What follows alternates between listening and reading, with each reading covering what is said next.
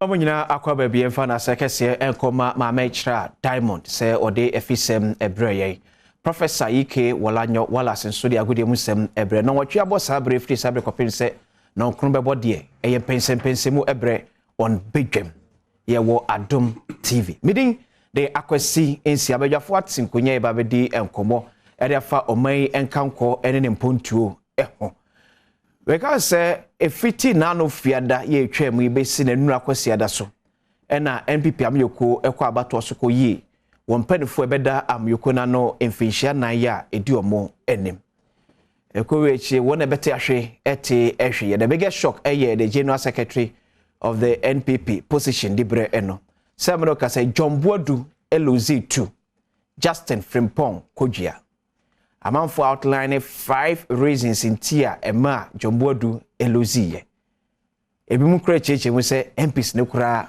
no montai John Boadu echi ensem bebre ye bedi eho enkoba no che ndura mampenda da John Dramani Mahama so ene minority side ye wo mrahwedwe fiem eko workshop bi na dwumedi na so de akwakoto dwa ese Dr. Alhaj Mahmoud Baomia the rate at which your person blame the administration for my Ghana a cast abre ye ko ene IMF ye ko no ensem fata enkyere kanidie honhom omunyentumu sampa omuka omiti na Ghana bedu pempenso a yaba ababedu weni komanda no pay yeba ababede join live on Facebook Adom TV so na YouTube so ye Adom TV ye oja comment enso abejafo no pay no babede enkomo eye mi aka sabe ya David Sopoku ansa MP ede ma de hyewo empriso OPK na yeta ede efrensa so na Ora Peter Kwache Akwa MP for Amenfi Central abato empesiaso ebe do boko de boko minia media nya boko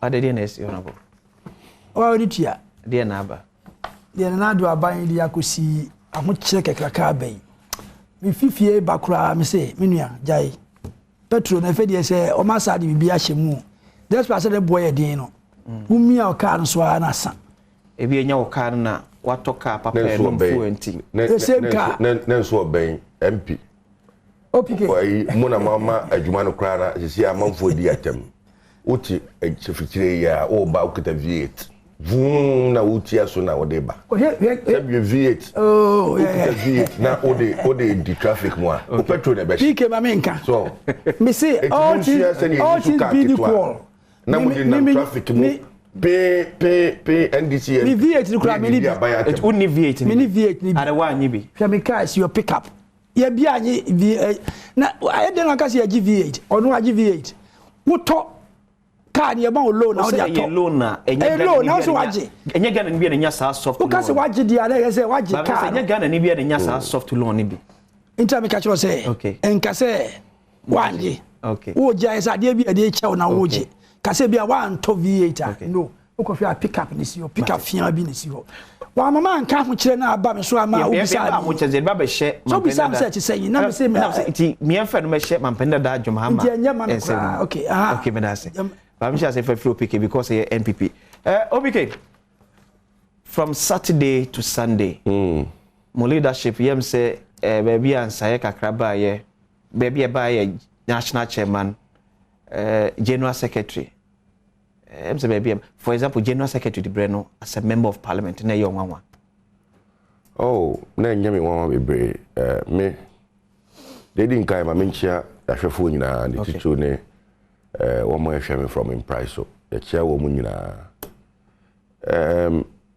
me gidi pa se nyina ya party no ekosi ye no eye nyina ya se bio de kan ko bebre party no okay yes breaking the eight na enra and Saturday decision MPP for take for me is the best decision ever on my take ni teacher ni Steven Ayesun team okay obia for 20 years wa president obey a national chairman of the MPP delegate who say afi bibi wonimu de obomu a so person the chair party no ye man akwanya no mesom party no ne yenhwe de obetimi aye especially moving into a critical election like 2024 no uhia obi a ono e was zero no I determined say we sigina ye so person ye national chairman na in team character ni obi a party ni here at this point because onye broni be can push over onye obi a se bio obetimi atoto ne se ode na kotoa no ti here national chairman a obey neutral, especially moving into the presidential primaries no or neutral the obedient kunim no na wetimi aka ye nyina abum, and that is the kind of leadership in team brings on board me there we share right Justin Kodua, young man lawyer ni sabio trust a party for ndia hye ni mu no mestre so onso mudi na on trepe face he is the chief executive of the party. Me campaign my EBP sabio ja kwabranje pon pe general secretary. Me na na eko Ghana nyina na me campaign coordinator. Eti minim how these things work. Me na ejuma party office. The here partner said we should be firm. Presidential parliamentary primaries. Yema party mrano enye ejuma. Sabio obi ko diboni na yesi we dey or we nipa na ya suspending we dey or we nipa na ya jai no. That practice no must stop in MPP. And then Rano, who share the language of the delegates. Now they were sending a message say, "Omu mpenyi mu, omu pesi na ebe kai ho abomu na etima ye adwuma together." Na also your delegate. Now was our sense ni bi. That sense of feeling no. As yempe obi a obeye nyimu, yempe obi ye enhwani mu. Me obi anim in MPP everybody knows say asem no I will say it. Okay. And on several occasions and several forums, no, I've questioned why I say Argentina and Nkrofobi wa you bet me a suspended woman, maybe so ha, ye jai woman. So that's it. Oh, yeah, it sends a wrong signal to the base of the party. Say, I say, the leadership is trying to say, oh, chim, Nkrofobi, and I say, we understand, and what my own video be some of the delegates, no sentiments are almost canon. Clearly, it is along those lines. So it means that. Not John Wood war office no, as a member of parliament. Oh, yeah, and yet or no as a person. I don't want to personalize. But the administration of we say there was a challenge beer, not a partnership address. Yeah, of course. I mean, been say 15 regional chairman. Now I call a press conference near my and to say yanko to abam and command John Bodu say and Justin Kodua and general secretary. And the general secretary works with the regional chairman. Sure. So that's it. So we need to stop these things. Na Mpensenpensenmu baby also we na get declare man say no. Those who determine a party Mpensenpensenmu no omo etuaba no. They are the grassroots. Okay. No, it was a clear message say what in crime. Oh, if you say a party penny, we a MP, we a minister, now you're Tuabama, and you think you can shape the direction of this party. No, you won't. The spirit of MPP now, they take a decision at the appropriate time. Decision be on be take biano.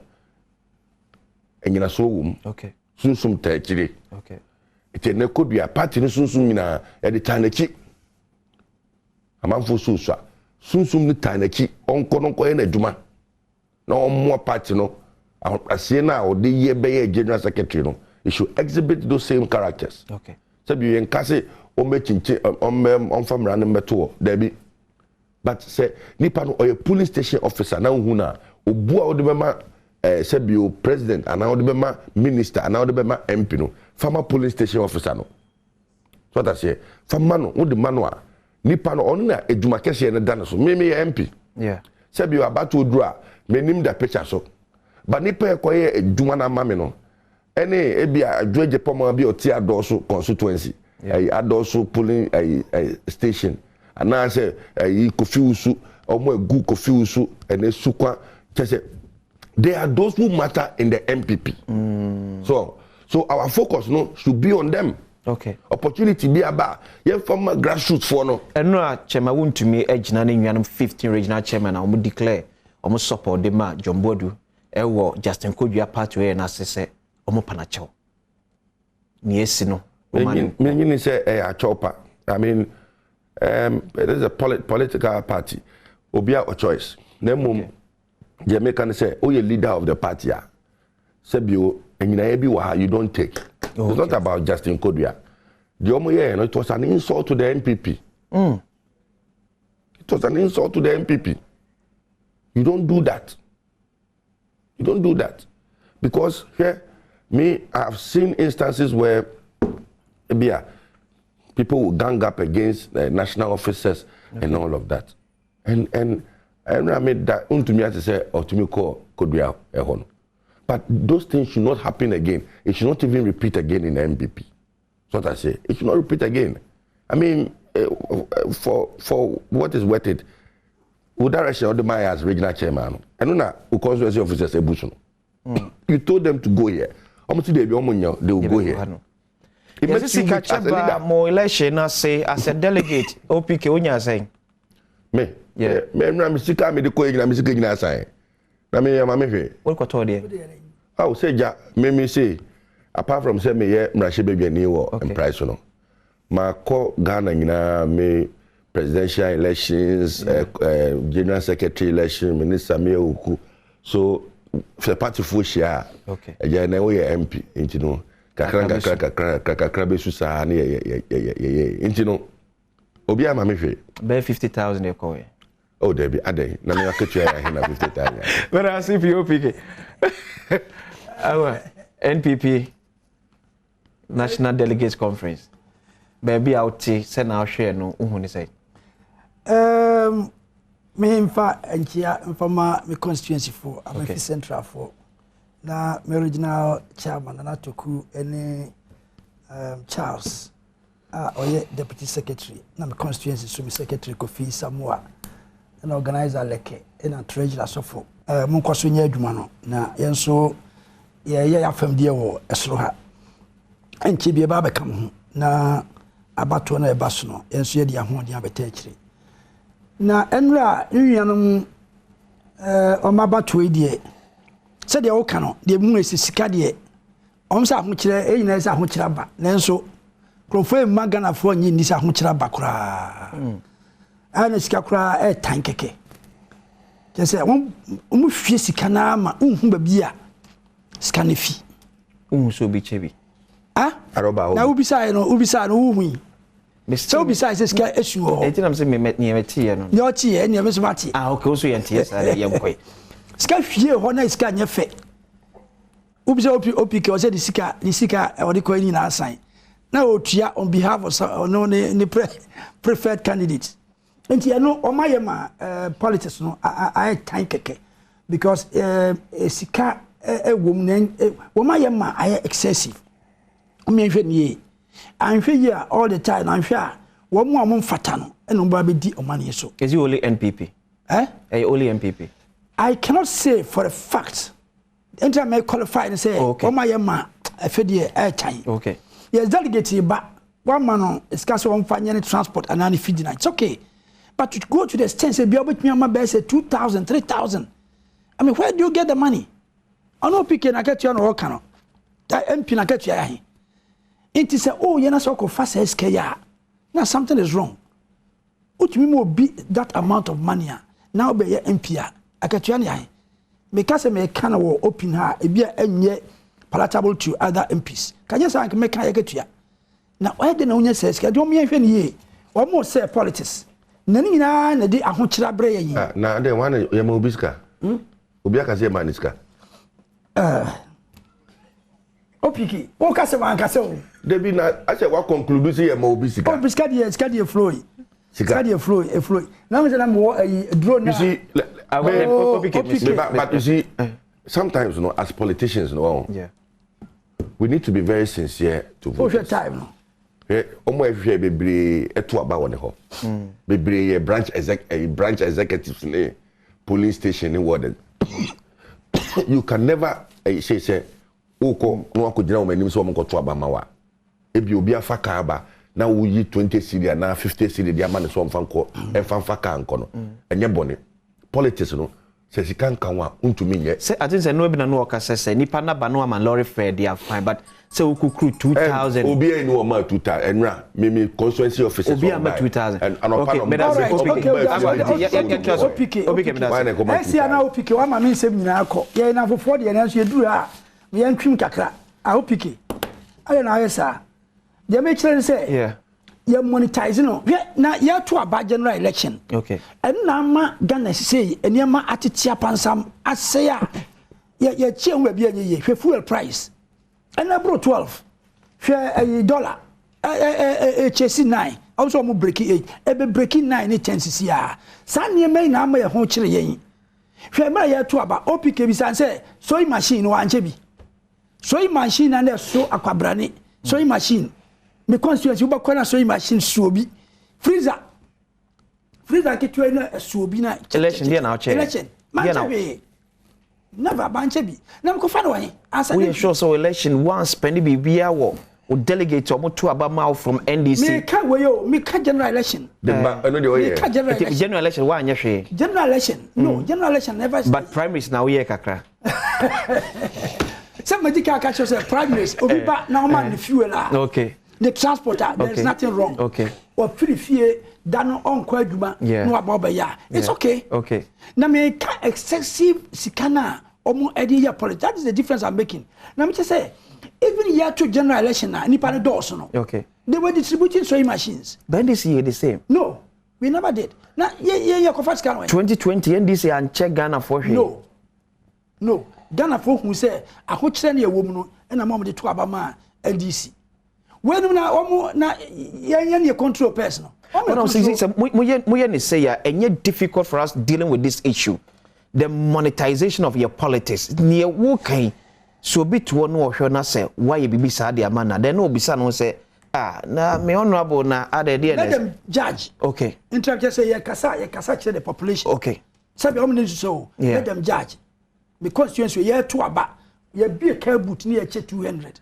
100 200 na obo obi so freezer obi so we say sewing machine okay ni niema hair dryer these things the whole country omo judge now they can testify and to me can no make a choice say no na any be omo koye also my winning team to me it wouldn't make any difference because when you never to aba no nyakrofo never to aba no Ghana for never to aba okay Ghana for never to aba based on what the party has done to us party no en fia nwotwe omde komi e se ye bopa president fia mieni ye nwu ansa na yato aba no e sasa ho kire na ba ma e sei anhwe beduru ba bi no wonu agira na wo de wo pena wa kire fiscal survival of the fittest wa kire no ni ska won ho ma bala for ska bam wanya be prawo sabi na e sei eba aho kire na ba too much it is based on that ye be to aba no anya wa executive akoyi wo at any rate me can say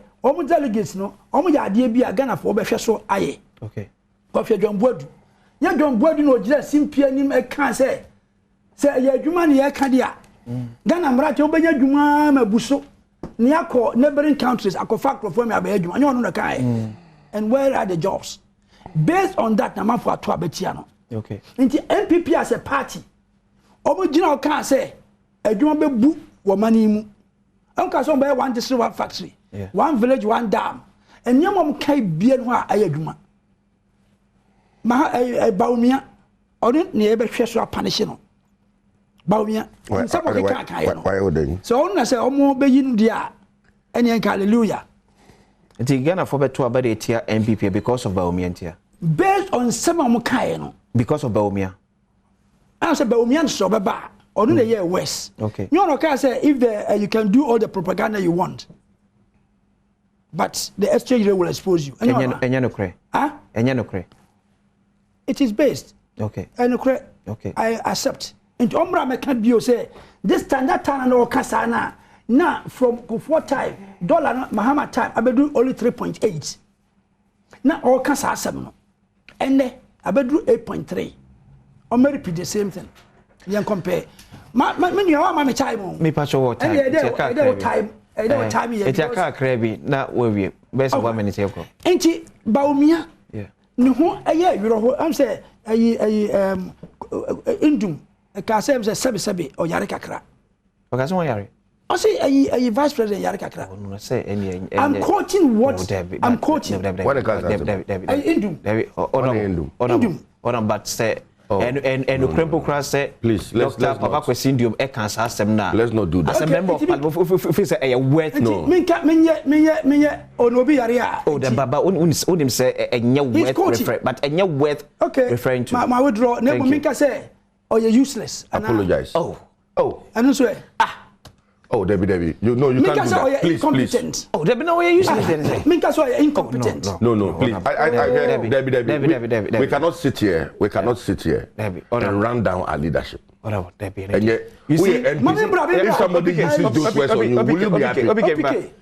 How do you describe somebody as useless? Don't also forget, say, oh yeah, a personal or representative of mine or baby. If you go be a beguni biano, you go or my Ghana. I mean, and Minka say, oh, you're incompetent. Say, oh, they make Minka say, but me, you're incompetent. But I'm saying, will you accept that? I'm saying, say, let's be careful with the kind of words. Adjective. I mean, say, you're careful with the kind of words. I want to make a point. You see, against our leaders. I know. I want to make a point. Okay. Say, me, you incompetent. Baumia, will you accept that? Answer me. Incompetent, adjective. Useless, adjective. Into useless, I'll use incompetent. Incompetent, Baumia. Oh no. You know, okay, say, the exchange will expose you. You know, okay, say, Mahama 3 million in fuel. You know, now you have the man. You know, okay, say, they have the man. And now, Bragg say, economic management team. Okay, say, watch dollar, the actual them. Not fair. And after 6 years, okay. Now why you're in charge of the country, okay. Now say economy near Kobada, you go back 6 years back and blame somebody. I mean, is it normal? I'm not saying that or no more. That statement is not normal. Okay, yeah, a one because I know a second topic. I was say good morning. Honorable Adjei is not telling the truth. During NDC MP primaries, I was in his constituency. He shared almost 3 billion own CD to his secretary, Samoa at Ankwaso. And it's Mabudi in here. Samoa, okay, at Ankwaso. Okay. Hey, 3 billion. Who is that? Money? Our money? David Diao Ama. David why? Diao Ama. I don't know him. Okay. But that is the truth. He has said the truth. He has exposed the truth. Oh, I suppose. He has exposed your life to you. Wo premise no. Yes. Na wo bibisa wa na wo che. Wo ni mo be a friend Samoa. Why? Me name Samoa. But say din now. Why now correct din no? Only a crop per se or cut the truth now. Money penny din. I'm telling you, say, giving money to the delegates for their transportation means it's not bad. It's not bad. But 2,000, 3,000 a year. Yes, but monetization.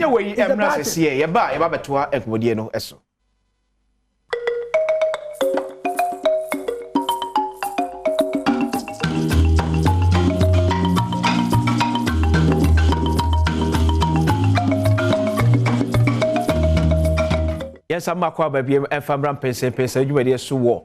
Badwam on Adom TV. Join us live on Facebook, Adom TV, YouTube, and so Adom TV. Your comments every pem. Your bagina cake and in the my final second year and comma Hepa Plus mixture. Me so come with the drupapa and the abamo biaja tum A2 and 3D ya de asia and no any Hepa Plus mixture. O my baby a ton edubiano. Okwa on sabe can be at Sanso. And a Franco Trading Enterprise phone papa efie and was say a ye freezer say a ye laptop mpo and a ope say ye TV na ope say a ye phone and a fridge mpo na opa for the HF Franco Trading Enterprise Ghana on krabata o kumase takra de enkran hwehwemu o koko mlemle sanso and na Kel Chaco toothpaste papa and e de poyese am yesi aye fitan ka papa enso afiri sim aba o kwakoto edura be pa osia mano enye Kel Chaco toothpaste city black tonic Mr. Wada ya boni pedwemu emma na nya kama pa isa se mujadro de enye bia na osa woto ebu auto a enanko a na me wada enche da nyoni pedwemu hwe na wo bi oto city black tonic enu bia gitum se enu papa eboa ma ni pedwua ejira ne naso eye ba bia to ado bia kwa nse beka bi ato nyebekwa na so yasne emede Mpensenpensenmu dwumade eto aso de ama on Badwam OPK. Former President John Dramani Mahama caution to NPP aban muntimuniema mama mfansha mokashire NDC fo nye hwe ya mo de wonsobo e ba bebo mo osemunye mememu a na monye mfonso ntum na muntibi enkorete no yo emse jedin kan Omampeni dada John Dramani Mahama. Yeah. Ne futuo no. Yaje. Emom sebi obi a na breso. Na ohaw bie ni ho. Na otumidie ko IMF eja. Ene no wenya ye no wenya no na okasa because e was a Ghana san ko IMF na yekoje besia. Na me no I will not even look at the personalities involved. And I don't think say we should personalize it and blame either NDC or MPP. I don't believe in that kind of politics. Okay. The woman say, and then Mpensenpensenmu Ghana edru no. Ye sike nyina ye nya no. Because of COVID, and na ho kire ba ye nti no. Ye nya the needed revenue. Sika and go say Ghana for a tour ne niema wo so mutua no. Sisi ya no say scan emma biom. Because COVID ibai amanfo eduma se wo mu aka ne no kokra niema free China. Obi a ho kire no. Nti aduma sem kofom. Ena ene ohwa ayi Russia ne Ukraine fo ntokoi esam wheat ye di ye duane mankwala nyina dodo na free Russia ne Ukraine. Okay. Ye ka petro ho politics a wiase nyina uyi Russia free mu a enye ye ene ntokoi nti no Russia ejina fa China so etai na ki ena America ne UK ne wo mekika won nyina so akojina fa ena won so tie Ukraine ki which is affecting the price of crude on the international market. Okay. Tisani man we nyina no those ye to petrol was no but because ye ntimi enye ye refine wa ha ene niam na isa ne man ena petrol yi so de wo mo ebehu ye no ye percentage kwa wo mo no isa aso ban. As if for the past 10 years you about $30 billion from fuel to Ghana. Correct. You only 10%, which is $3 billion. So you can imagine. You know, ama se bibi esi wo hopena na affect Africa. But okay, Ghana pe. The issue about COVID, we nipa ewuye efrimua. Ya tenase ya quantify sikapa COVID eba yenti omei actually. Vis-a-vis sika babedi ensa as a result of COVID. You call IMF Adjei about $3 billion. But COVID time, IMF Nkwama almost best $2.4 billion, far more than IMF Sika Adjei since Rollins time to John Mahama. You see, IMF na ekoro enye just the Sika edbeba. Brody Free be credit say ebia wo ko IMF uko ama science uko akobo besiano. Okay. Once IMF le kan ho no ma GDA ni kakra so your credit worthiness. Okay. So that's here. It you know only will be crack could din come because IMF no e back and our IMF program no.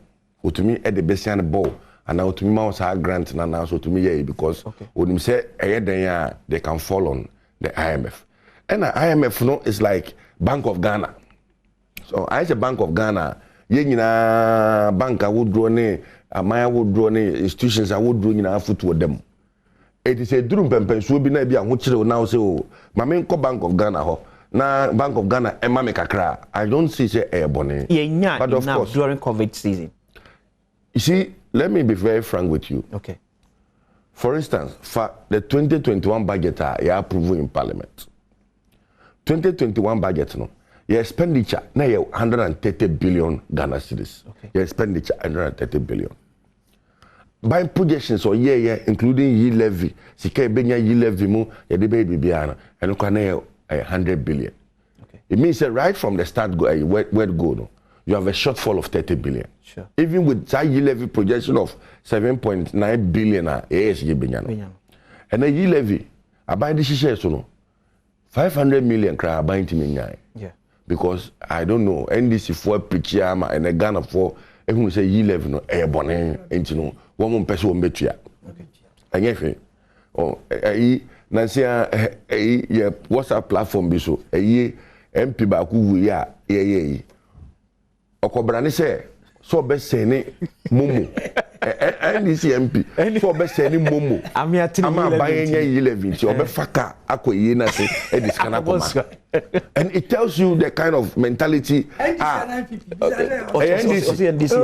and you are me body di akere na num ze me dem ntwanto so me say na me dem ntwanto but you see it tells you a poison the good system no more and affect you levy mobilization it revenue baby aban be against kind of crown atosin so that say it is ya mpekwan bi anye ya ebe ha already ya bombo besia o say aban ekotua obi kenem bisa ye sika influencer kan ye as a result of covid ebaye na make a say IMF nko am over 2.4 billion US dollars. But 2.4 far more billion than sika John Mahama Adjei from IMF in 2015. You see? Don't also forget the last tranche of John Mahama's IMF. Now the dan kwaku for na beje. Okay, kaseska we say don't you think say yenya enough no expenditure na bia employee. No, so let me be very once the IMF sika on the brain COVID address. Yeah. That time government workers no motivate but government needed to pay them. Yanti da sa buying COVID buy ya na dwuma 40 fee no aban twemu yanti da. Electricity kra na ending. Aban took a decision to support electricity payment. Nkofobia no use below a certain threshold no. They were not paying. Na election officer at that time na here say that free electricity. Debbie any election. Na because of COVID I want to the buy me ko ni. Yeah. We ko ni bi eniwa say bi on for kan shiba. Okay. It mebusu your phone go kan shiba bre. The reality is that one more kra na ye twa kwan obefaka free has say ebia oni score be ko China or ko Lagos haya. Yet to border close to 2 years because of COVID. Young person COVID best spread it within Ghana. You have to border me mame or wo me. Say be Nigeria and Odija. When timi ankwa na ye ka say ni sika crash because sikano and one depending on it enka kaneno wakofa ne man no de ba aban ebeje ne tax wo so. Okay. Driver for benye sika. Okay. Odru border obeto nsuo obeto aduane wo ho wo mo a etom banku wo ho obi benya kakra hye ne bottom. So you see the economic activities in Ghana came to a standstill. It is obi bro 2.4 billion dollars. What you do is that because your expenditure no is standstill. You are paying salaries, you are paying compensations. People want to see roads construction and person. But revenue, no, there's no activity in the country for people to pay taxes. During COVID, there wasn't much activity. Okay. Go and speak to multimedia finance. Go and speak to multimedia finance. Okay. They will tell you, say, during the COVID period, even adverts weren't coming. Even adverts, now it was difficult for adverts to. It don't feel say overspending. No, Anna make say. So and you see, COVID, came at a time where nobody was prepared. Nobody foresaw say COVID. It will say you overspending during COVID period. I'm not too sure say you overspending. Okay, overspending as I go for it. Can they my? But that's okay. 10 minutes. Yeah. Okay. Question of 10 minutes. 32. Minuya ubisa Mahama yes asamoka Mahama ekachire yes na meka mishasi entem kra baumia sabe ne hoye mobo kakra we na oba be president edi now after 6 years after 6 years okay waba ye in charge na when your problem who go back to blame the former leader then are you a leader and you say the mindset is na say otena so be say 8 years na assembly ba onani sori o Mahama we nipa he is not credible onye nipa betumi I take the bull by the horn. Dr. Badwam Mpensenpensemu so in his recent lecture say take or pay adwuma moye editor no e kan obi na ma Ghana ye ka ebedu ba bia edu because that is not true. That is not okay. Who a press man. Okay. Go to the records. Okay. Suhini ebisa sa question e wo parliament. Okay. He was there. Say on my who take or pay no a car nipa bo say the whole 4 years no 1 billion. 1 billion. 1 billion for the whole of the 4 years. Wo buy I say every year 1 billion. Where it's on record oh, parliament ye can't say ma edaho finance minister nan kasa nanum So where is this man coming from? Every time Kasa sabe in Toronto ODA. But the whole 4 years, even say 1 billion pokra na, and you huge in farmer or mine. And excess power no. And you danger the country. Every country should have excess power. What was the plan of John Mahama abroad nya excess power? Are we not going to industrialize? To extend power. Look, last week we beside a question war my constituency so. Okay. Electrification and here up till now, we bon full so ejedum asase tre dankwa wura. Omo nyina no ya sunlight ni nyina ne ade wo ho. Akase be ma power no. Under John Mahama. Under John Mahama. And almost sunlight. Yes, sunlight no. Okay. Yeah, and we beside a question of parliament. Sir Minister, after 6 years, what are you doing with this? When you power now, excess power, obetna send electrification to people. No. Enti obi o vision. Kwame Nkrumah here akoso bodam no. Survey for how many years? About 50 years. That is planning. Enti ga akoya no akoye ketuem na ati so afibia na dibia kan. No, it doesn't work that way. Every country should have excess power. Kwame Nkrumah here na akoso bodam or here no na ye only small megawatts. Or ye a survive for 50 years. Enti Mahama ye na say excess power but also one district one factory. Enti excess no where were you going to use the power for your factories? Enti countries should think ahead. So assume even obi jaw power, use it. You can sell it. You can extend it. Or extend the electrification to the people a more economic activity. Ekoso selling no abampen for be catch say because at the rate I to your power na ton ane bon adding to crown ne ton na adding. Neton adding. Yes. Intinka power no any kwasi nya power. Is that what you are telling me? Power na unya no whether it is expensive or what no the effects na unya no. Ene hia Kwame Nkrumah ye akosombo dam no. Woni me ne bo. Man fa rekosan kaben kan bo chira ka be adena papa yi obeye dam, the largest man-made lake in the world at that time.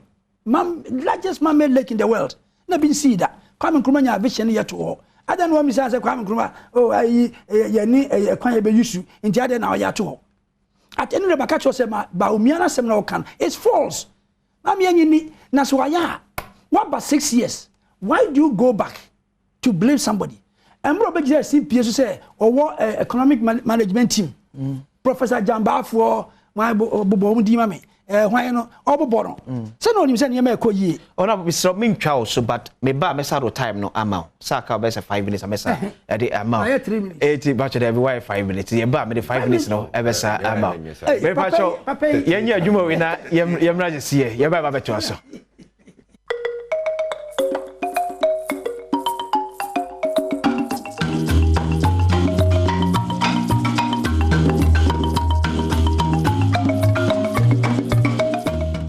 Yes, I'm Akwaba ABM. NPP and Akufo-Adjei has failed Ghanaians. Dr. Baumi has failed Ghana. The economic management team has no clue. They are only just bragging.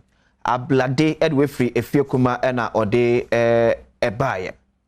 We see I could say tell the NDC MP that at least he should appreciate what this government has done all this while. Iman upon and so on so Ebaye eno. Honorable.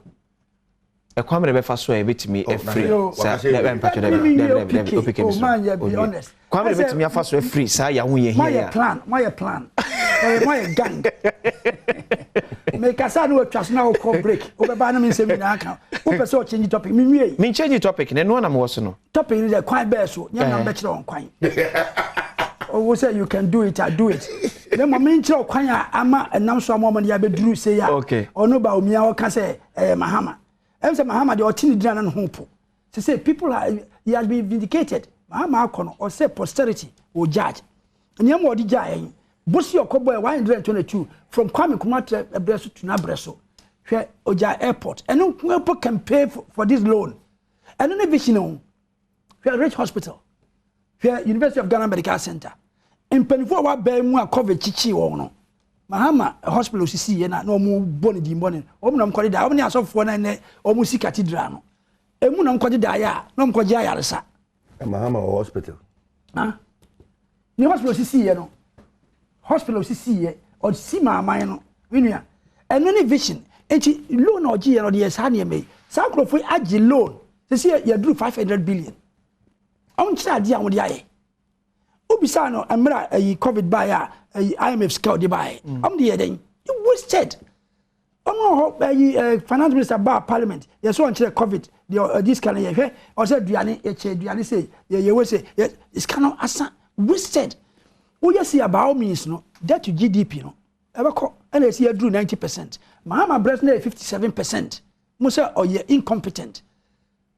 Me use our word na and you see useless more be I say hey press me na mo ka ho na mo gye so. Ba me no wife flag to be gina ho. I be see you. We can see you incompetent Mahama. No can be. And ye can be a.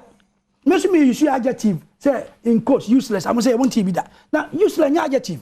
Now incompetent adjective. This is what demanded. And the Musi Cathedral, PDS scandal, where they wasted the money. And Mary, I know they bomb Mahamachi. And now Mary, no, Abaye Diama, they are going to transport this Mary plant no, to Kumasi. A minister by the cost is going to be about $14 million for the transportation alone. On the way they waste our money. It that's the reason Amaya buy into this deep hole, waste, mismanagement, need corruption. And I'm not say it mean you're not on the shifty gold post cry. Okay. Okay, a side waste you're making, okay, what's up? I can't want some. A bust. Oil, who was oil net triera. Oil, naira. Bust oil, so a year away. Oil, now who follow a trend in Ghana. Bust oil now say a contaminating. Said and you know, fine. Contamination, yes, I say a contaminator, I say. There be. And say, and Toby, I don't purify.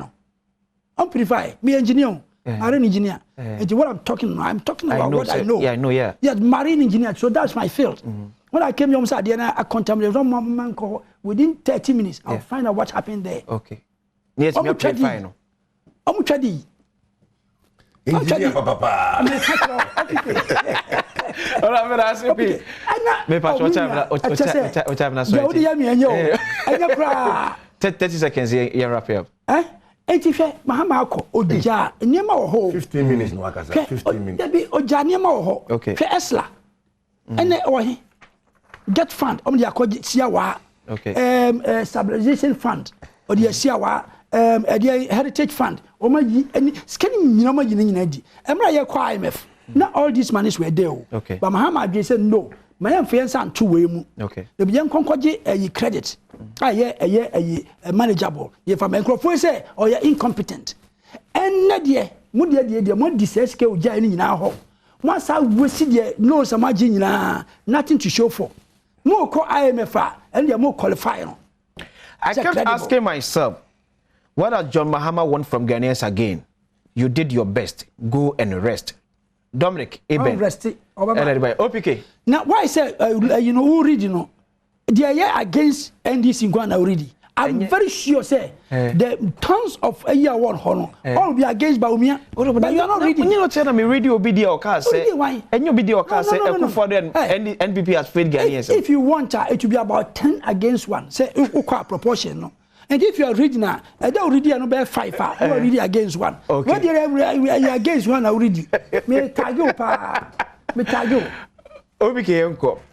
President Akufo-Adjei anamontu aye na mu ne oho ewo mo se betimi anya a fair deal from IMF. A fair deal near there. Well, for me, what I'm looking for is social intervention programs I would run here. Okay. I was saying to me sustaining. And the free SHS, Honorable Beja to me say free SHS by MPs baby on what to okay. Can you know one more na a man for salaries here in Tria and call school fees. And the canon over come off a quite fee, no. Now call us salary. Ye babeji school fees, Nina and SHS ne tremu amanwa. I won't talk a crowd about the bottom one. On the to me, baby crack. And if Obi baby say free SHS no. Already no, I am a phone my own says free SHS no. It's an innovation in other countries. Okay. And they would want it sustained. And you know, baby say free SHS, we want to see it sustained. Planting for food and jobs, the level of investment there come one district, one factory, how we're able to sustain all these programs, no? And no will be crucial. But I say, 1 minute. The okay can't free SHS, okay, you know, other than Van Yen Quine. O can't free SHS. free SHS na nkwale omunya aduane kura ni we ni free SHS no we me nuanam o ka se yentua school fees yetua ene wo abofra ko school no am petrol box and lodu bayere ni board ni banchi amana okobewu ono bokwa kono ane boy okono ane boy ono no bia o ye yetua e de ma won enti se ode kon mo de banchi na go school okono ane boy na ti hu se nkwala no akueja omo no anuane Davis Opoku as a member of parliament, the man is impressed about your episode. Sasuna Peter Kwache Aqua MP Ede Emma Adishewo Abefi Central. Or am I from Kwakonwan? No, some Kwano Diano. A second school beer and Kwalani Kuja no Diani. You have not seen those videos. Minianum. Oh, yeah, buy it. Just say, I want to bank. You know, was cool. I can't say university. Say university, so I'm not doing it. Yeah, university. They say secondary school, no one doing it. I'm not joking. Hey, secondary school, both secondary school, back school here. Oh, send me headmaster on Quatreno. Ah, yes. Now say when we are you Uko can he say I feel the Omaya Kukudra or mobile out. Now you only on free SHS. Now just say what yeah, you are in Kwalemi Krum near Nabakra obey a day student or high dine or Tobiani. Yama free lunch. Yama free lunch. No. Yes, I want to see it. Or no one chooses a computer now placing. There be a placing. Hey. Now we say free SHS. I've Mahama this make education committee. Mahama have fault several times. Press namuntie. If any women see if any munamu. Planting for food and jobs. If you come and see money, we say scan of the bomb they are talk cars no mugum no more waste scanner. It was scanner. Waste to planting for food and jobs. Idea adwuma na akreti. Idea aduane na aba. And one of the slogans, and normally slogans in some, but born some kwasa, a capudio, and I may say that to GDP, I could do 90%. Okay. Inflation, I could 30%. Food inflation, Nipa so I have a planting for food and jobs. And then inflation, I could do 30. Food inflation, no. The other ones, the my electronics near the no. They have mismanaged the country. It's time for them to go. Okay. Happy birthday, Uncle Emma Ababio Bill, ya war MTN officer, what dance so man. We're free. One Casaonia. Okay. The research and elections officer. Okay. And then baby. One price when any birthday. Okay, happy birthday, Uncle Efamana. I say, Uncle, my production team, Dominic is still boa, director Mawule, Priscilla, Dache, and Yanwe Kahunina, sound, MCR, light, cameraman, Munina, Smaya, Denyame, and Shramo. Ochina, and so that for Bessa, a shamidi, the aquasi in Sia.